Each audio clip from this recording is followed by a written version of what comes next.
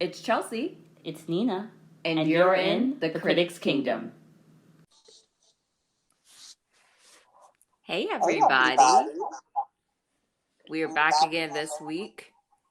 This week, we're bringing you the continuation of the popular DCOM franchise, The Descendants, with The Yeah, Descendants 3.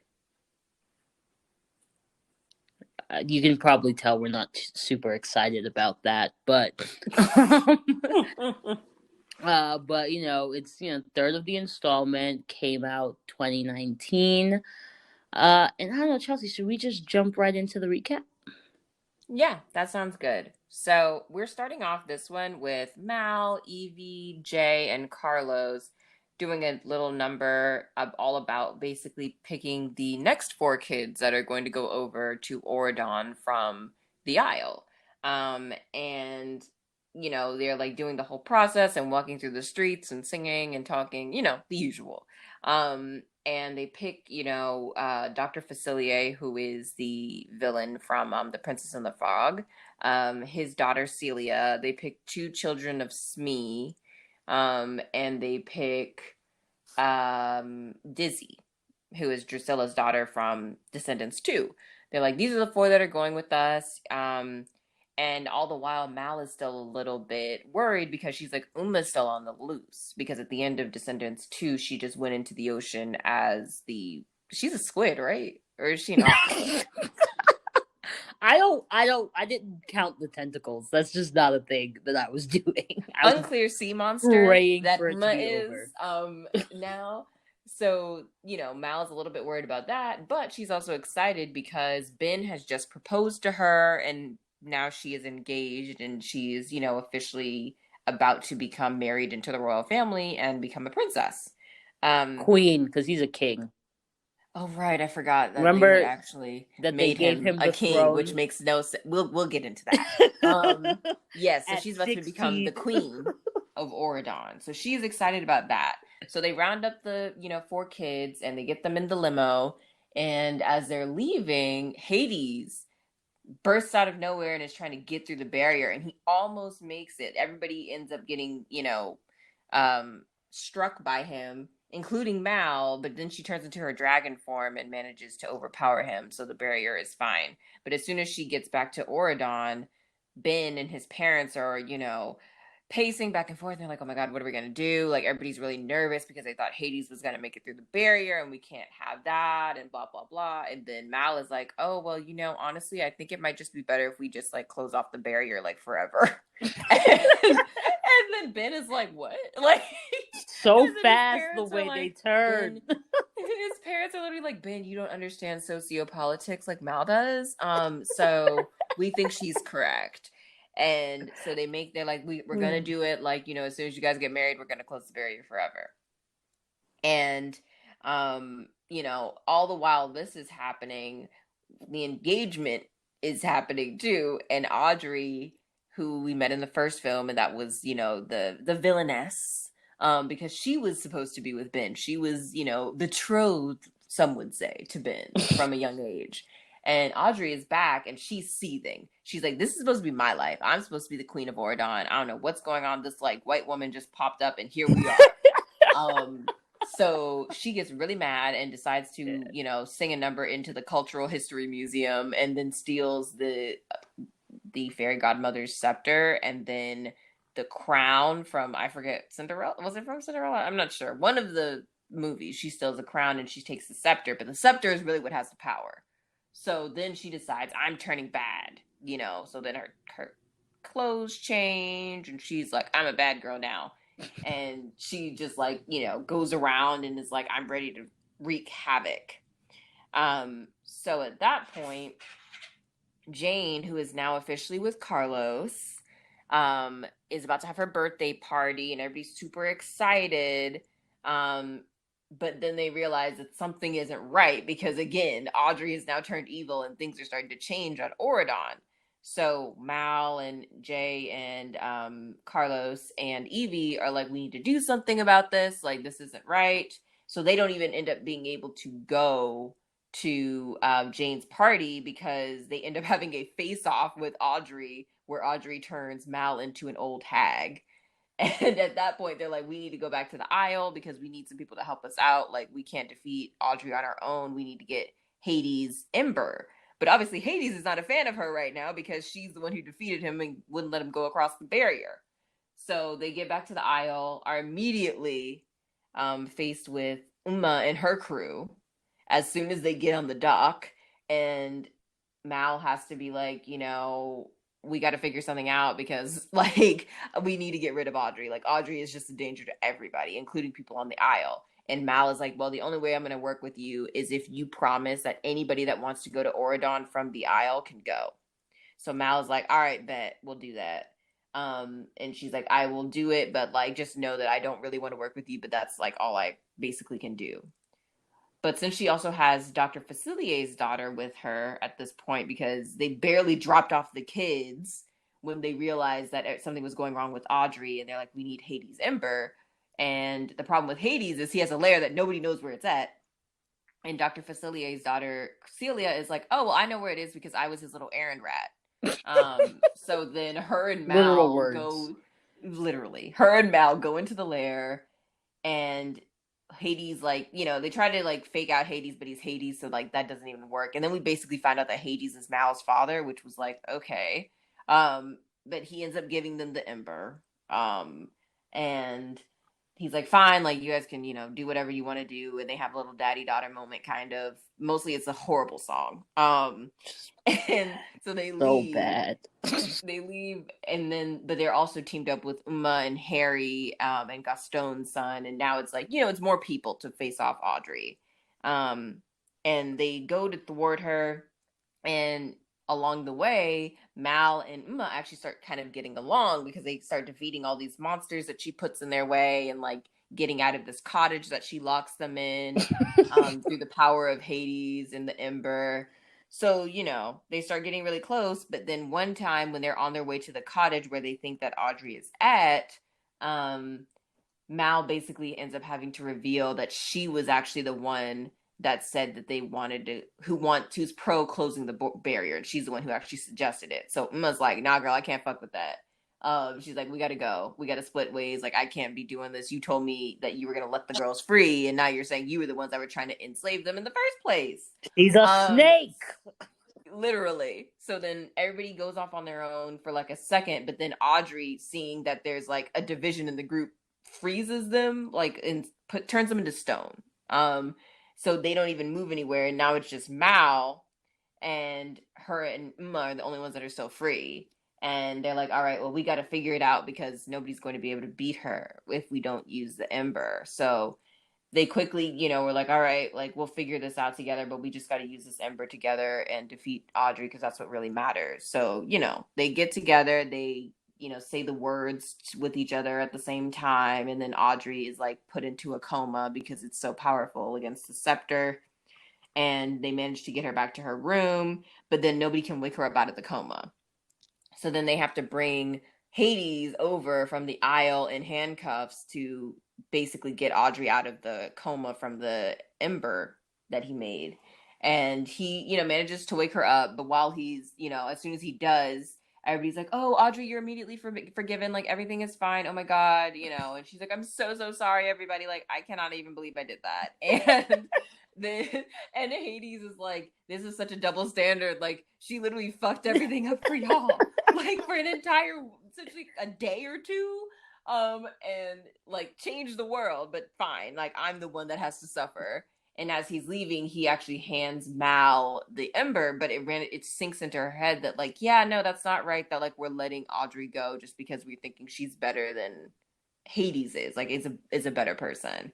So after all that happens, she, is like, okay, she goes and talks to Ben's parents and is like, I think like we should let the others come over here. And they say, while they're getting coronated, all of this happens, and they're about to like crown her, and she's like, guys, no, I can't just be queen of Oridon. I must be queen of the Isles as well. That's the only way I'll do this. It's the only way I'll get married. And they were like, I mean, okay. So then They're like, sure, like whatever you want to do. So then she's like, let me make this barrier into a bridge. So then she makes the barrier into a bridge, and then they all sing and dance on it, and everything is finally okay between the Isle and Oridon, and they're all one place.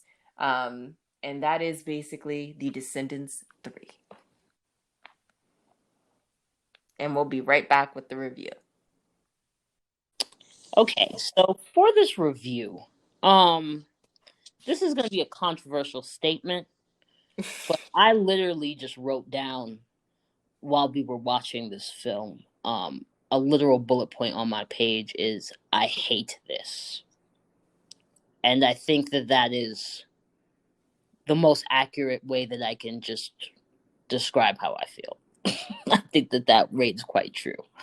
That was said in the moment.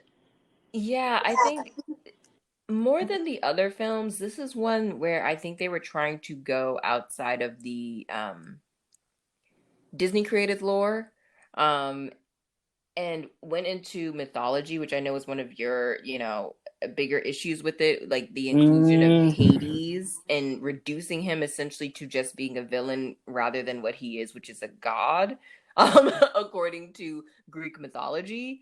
Um, it just literally can't. Okay, it doesn't track. It just doesn't track. So I want you to explain to me with what power, with what fairy wand you were able to strip a god of his powers. That's one. Two, at the end of Hercules, Hades goes into like the he goes into like the I forget the exact call what they call it, but essentially the soup of souls, right? And like Pain and Panic are like, oh, he's gonna kill us if he gets out of there, and then he's like, if he gets out of there, because he really just might not. Like he's just in that soup of souls, right? So there's just like that continuity error. Three, he is not a single god. He is part of a pantheon. And for all of the like strife between the various gods at any time, like the original sons of Kronos, like Zeus, Poseidon, and Hades, they ride for each other. There is no world where Zeus was gonna be like, oh yeah, you could just take my brother and do with him whatever you want. Go ahead and put him on this isle. If for no other reason, who the hell is running the underworld?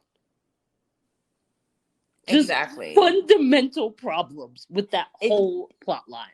Because the problem is when you introduce a god, you have to introduce all gods, and like you were saying, like you can't have Hades without Zeus, like, and I think Zeus would be the only person who could strip him of his powers if I'm not mistaken.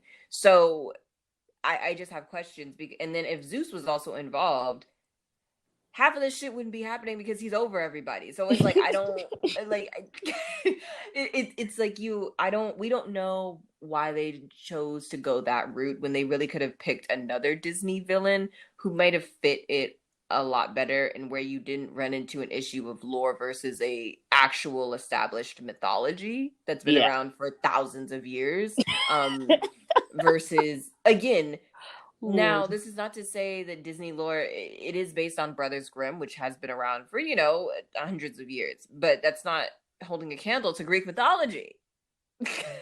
Like, They're also, it's just a different type of power. You're talking about mortals with some variation of power, not gods. Gods aren't mortals. right. Gods are significantly more powerful than mortals in all iterations of gods that have ever existed. Okay?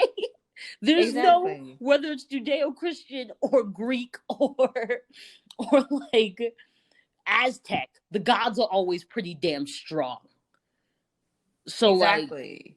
a witch can't do nothing to them. It's not going, like it's not going to work.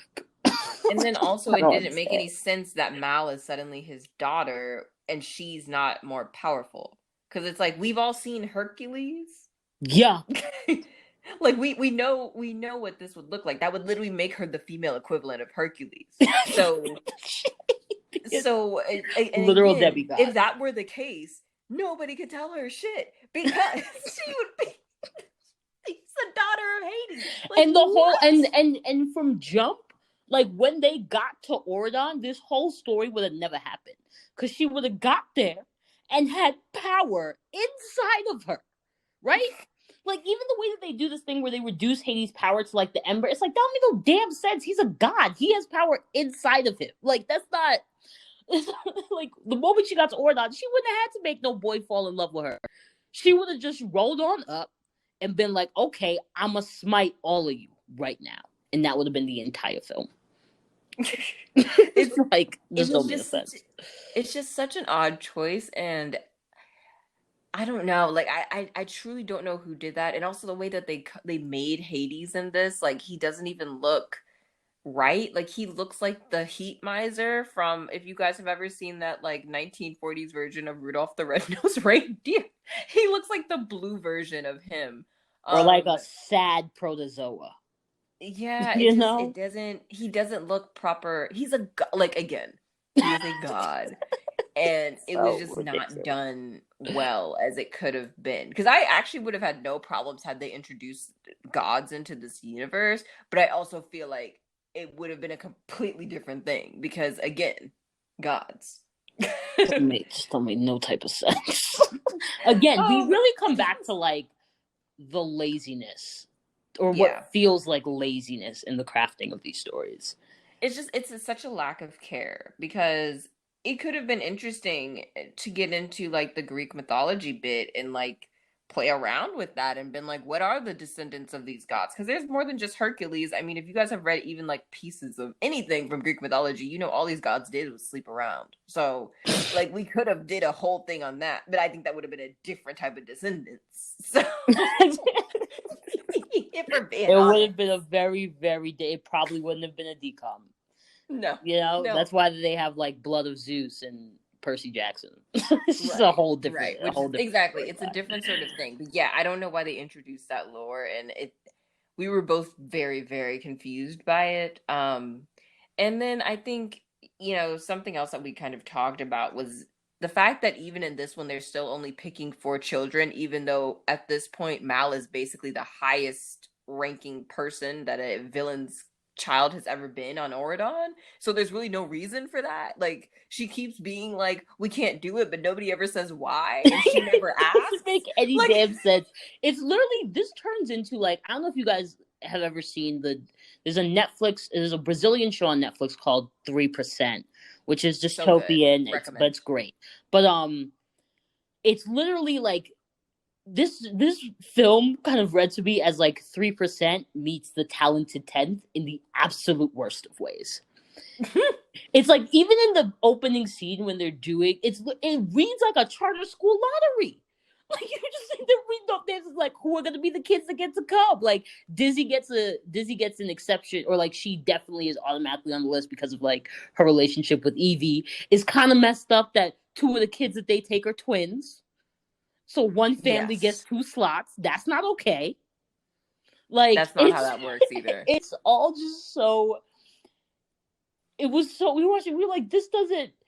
And this whole thing, like we kind of mentioned it in the last episode, but about the Descendants franchise, the one about Descendants 2, but this whole idea that like we need to give these kids a second chance. It's like, let's be really, really clear. None of these kids did anything to any of you at any point.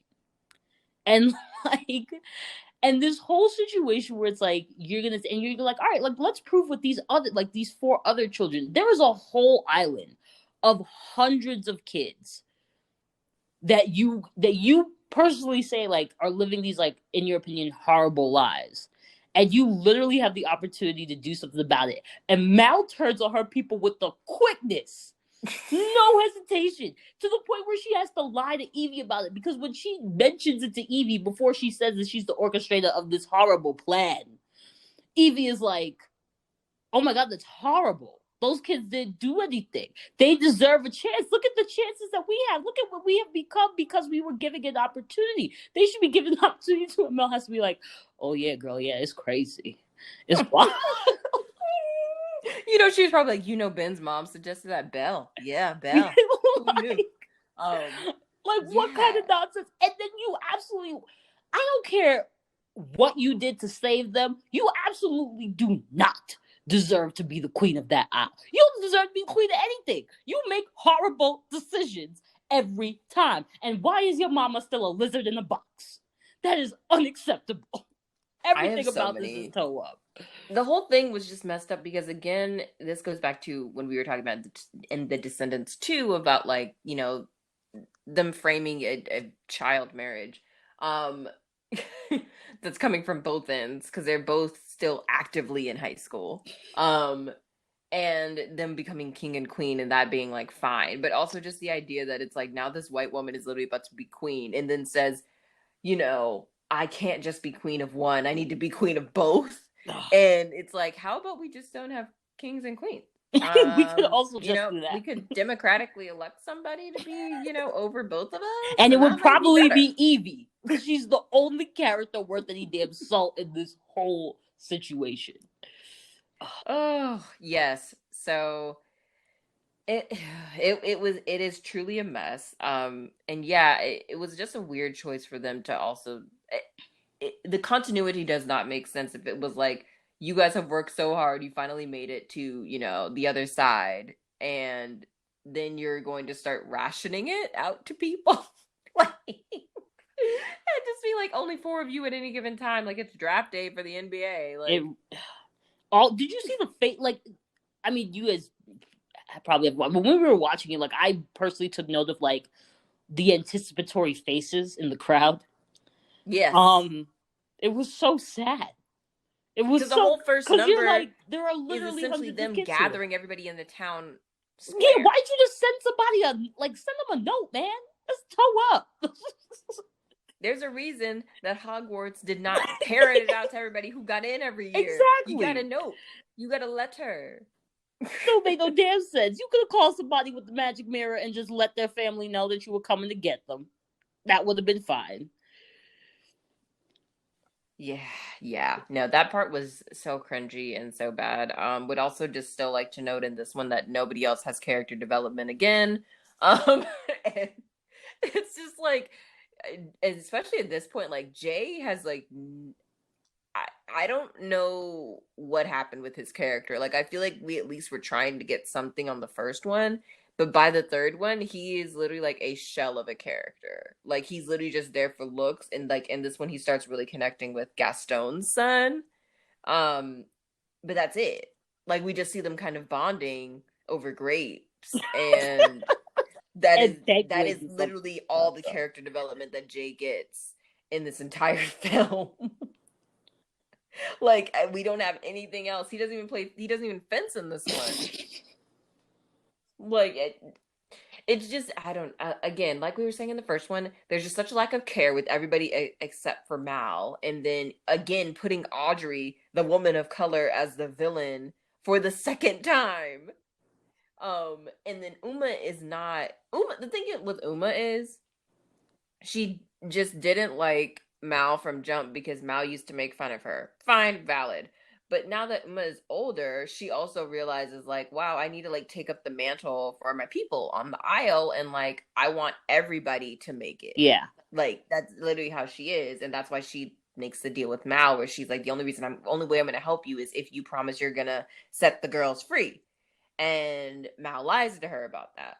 But even from the second one, they briefly mention like how that's really what she cares about beyond everything else is just getting everybody off the aisle and giving people more opportunity. Yeah. And I'm like, so why has she not been the main character of this entire film? The whole time. The franchise? The whole Because I'm like, time. this is sounding like Mal is the villain. I mean, you know how I feel. I really do love that Disney manages to do this thing where they make it about saving the privileged. They're really good Yeah. at it.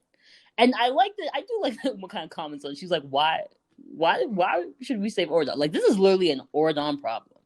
Y'all locked Yeah. us out. You thought like good would only beget good. Look, that's not true. Evil can come from good too, as you can see. And now y'all are feeling the pain of that. This has nothing to do with us. And you literally have to come over here and get things from us in order to save yourselves.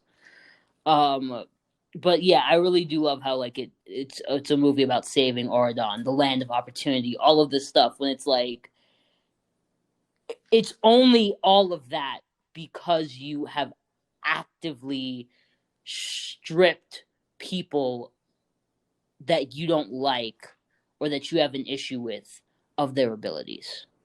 That's literally what happened. And then Right. denied their children and their children's children any chance for redemption in your eyes. Even though I would Right. argue that they don't You need to redeem themselves from nothing because they're children and they did not do anything to you. Again, just making that real clear. That's how I feel. you know what this actually sounds like, Nina? Halloween Town. Yeah. Yeah. This is We've had this legit conversation Halloween before. Town 3 and 4. Oh. This is legitimately those two all over again. Um and yeah, I completely agree. It's like you've punished people because you don't like their parents, who you can argue, yes, deservedly were punished. But why does that affect the children? You know? When they were uninvolved. So yeah, I think that whole narrative is a mess, and then Mal trying to act like she doesn't know anything about it and how to help is there's always one sellout, so she's the one. So Um fast. And I and really don't like the way that so sorry, quickly. continue. No, you can go. I also just really don't like the way that like she's so damn selfish in this entire series. You know that like Mal only does things when they're useful for her. Cause like in the second one, that's what, like she starts feeling some type of way and she runs back to the aisle. Like that's what she does. She's like, oh, like this is where I belong. I'm gonna run back here and like make it my home. But it's like the moment that she feels accepted somewhere else, like she's real quick to like turncoat. And I just don't. She is a character that I fundamentally have no respect for. Even less than Ben, Yeah, no. who still manages to be weak even as a beast, which is mind blowing to Yes, me. like once Audrey gets bad, I mean, becomes a bad girl and puts everybody to sleep during Jane's party. For some reason, Ben turns She into a like turns beast. him into a beast because she's mad. She's Oh, like, right, it's too she good goes for and you finds to him. just sleep. And she You need to be a beast, and he is not good at that. So again, I like I respect her less than I respect Ben. Or his parents who think it's a good idea to let him rule while they are both still alive and kicking and in their prime and have years of and experience young to deal with these things. and Ben has young. literally never I fought a also villain in his like he Ben grew up in a world without villains. How is Ben gonna rule and this both is again why aisles? it's wild that they're suddenly having him get married to Mal at like 17 or 16 years old, because that's not even true in real life anymore. And that's why I'm like, this doesn't make sense for the time period. Like, I'm like, like if you even compare them to like the British royals or whatever, Harry and Will both got married after 30 years old. Like, and just like, why are they getting married at 17 years old in 2019 when this one came out? Like, that doesn't even make sense. And there was, like you said in the last one, there was literally no need for it. Like, you didn't have to say that. It could have literally just been like, we're getting closer, and this, whatever. I don't know, but like, it's. I also just have an issue with how somehow Belle and Beast became the king and queen of this. Anyways, It is very unclear as to like why them and whatever. yeah, yeah, they don't really ever explain why they're the two. Like, why are you two the chosen ones? Like, y'all are cool. Like, Beauty and the Beast is cool, but like, really? Like, And if we're really trying to track I it, feel like like if we we're were gonna. gonna end up with Hades, it should have been Hercules and Megara. I was just about to say that. I was just about to be like, it should be. If we're going to include Hades, we should have included the gods from the beginning and actually made this a Rumble show. Like, you know, we could have gotten into it. I would have been down. But no, instead you gave me this girl that I have to fight so hard to keep looking at on the damn screen because she makes me so mad. Every decision she makes. It's all bad. The hair. Oh, we did want to make a note though that the clothing improved a bit, tiny bit in this one. And then also that for some strange reason, Evie and Mal are wearing the shortest dresses that I've seen at a Like beach hall ever. There's ever. mad skin. And it's like I'm not And like this is like who it's not this is not slut shaming them or anything about the, but it's just is something that we noted because we were thinking about like something we reviewed earlier, which is the Cheetah Girls and how covered up everybody was in that movie up until Adrienne Bailon, like became J Lo in the third one.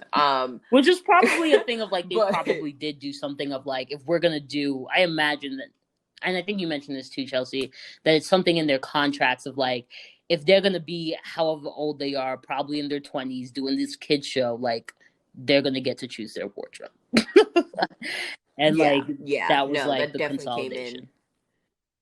because they looked much better in this one. Like even when they're not wearing their villainy or their whatever you want to call it, their work clothes. That's what I'm just gonna call them, their work costumes. They looked a lot better, and they had a little cleavage showing. I was like, okay, this is y'all are. It's probably similar to what happened. What I feel like with the was it the fourth Harry Potter? You remember how it was such a big thing when they finally got them out of the Oh school's yeah, the when they were Hogwarts allowed to. uniform I and think like it's they started wearing the like third one because they go clothes. to Hogsmeade. Like Hermione gets to Yeah. her pants. It's like Yes, and she's wearing yes, like a pink zip up jacket and it was like this huge yeah. thing. Um, Yeah, I feel like this is kind of similar. And they were like, so we're gonna wear what we want to wear. And if that is, these Fashion Nova dresses, then it's these Fashion Nova dresses. but I do also have an issue. Like the problem is also in this one, like Mal and Evie essentially have the same hair. It's They like a do. slightly different shade of midnight blue versus like midnight purple. It's very, or midnight indigo. It's the same shit. And like in shots where they're standing next to each other, which there are a lot of because this is one of those like the gang is out and about trying to do things type of films. It's very distracting. And it's not pleasant to look at. You're like, why do they are they twins? It's very strange. Oh. It was a very strange choice. I will agree. Yeah, it was a really strange choice. Though Evie's hair looks very good in here. That silk press came through for her. Mal's is okay. Um, I really wish that this but had been a movie about Evie. Although she does have a moment in this that bothers me, and it's that we like there's this whole part where I guess Doug is under the sleeping spell, and she's like, "Oh no, Doug," because they go to her like castle. It's supposed to be a star castle. That's just a cottage. It is a whole cottage. it's a cottage. So It's she legit a they go to her cottage. little castle cottage, and Doug's asleep. She's like, "Oh no!" And Uma's like, "Girl, come on now, just kiss the boy. Like true love's kiss is gonna break the spell." And then she does this whole song that like is too long and does not advance the plot in any way, shape, or form. Because it is a song about whether or not she's gonna kiss him and if it's gonna work and all of this. And I'm just like, didn't we establish it like at the end of Descendants 1 that they were like at the end of Descendants 1 when they got together? And then at the start of Descendants 2, when we see that they are like living and running businesses together, didn't we understand that they were truly in love? Like, did we need this whole song that took up extra time in a movie that was already too long? No, we did not. So I had an issue with that too, making that clear. Yeah, no, I agree with you on that. It's this movie I overall. told you I hate this. I told like that. That's just that's what it As you is. can tell, we really don't recommend. We were trying to think of which one of the songs we really liked. We couldn't really pick one out from this one. We will say though, the Nicki Minaj influence Very apparent, is like the there. It bubblegum is pop rap very apparent. situation. They made all of them rap, which never should have happened. Never Don't should have do it happened. again I did not either. need to Like it see should all never of them happen again. rapping. Like let's just stop with that. No. Half of them can't find the beat. It was Or not they good. enunciate too much. You're like, I don't stop pronouncing all those words that way. It's wrong. Yeah, it's a mess. All that to say, it's a mess. So I guess with You that, know, like just basic yeah. feeling of despair, Chelsea, would you Descendants, the franchise, Descendants 3, the whole shit, would you show this to your children? No. I don't even think I would. I mean, I feel like I don't know if it will be lauded by that point, God, I hope not. Um, I do too. So I don't know if it's one of those things that's just kind of inescapable, you know? But if it's not, like if people aren't really talking about it, then I will not Never bring it up. show. I'm not even gonna bring it up and be like, nope, nope, never made that, never, nope. Go watch something else, please. Anything. What about you? Yeah. If I see my children turning the TV to the Descendants, or Descendants, I guess it technically doesn't have a the, I will slap the remote out of their hands. Like it's just not. It's not gonna happen. It's not. If they're gonna watch it, it is going to be somewhere else without me around. It's gonna be something that they find on their own and that I am never privy to. Because I can't sanction it just conceptually. It's not gonna work. Yeah, I mean, I agree with you. I'm not pro it. If you've never seen it, like we said, we don't recommend it. Now, that's not to say that you won't enjoy it. I have a friend who's the exact same age as us, and he told me he really liked it, and his friend really liked it. So, you know, you have to.